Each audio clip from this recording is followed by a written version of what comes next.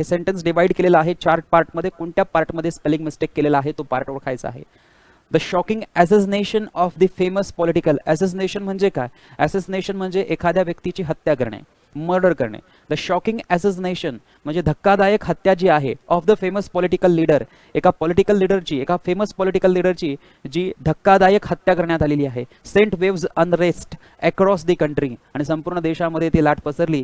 Leading widespread protest. लोक protest करायला लागले widespread. Increase security measures increase झाले. And urgent government intervention. आणि लवकरच इमिजिएटली गव्हर्नमेंटने काय केलेलं आहे? मध्यस्थी केलेली आहे.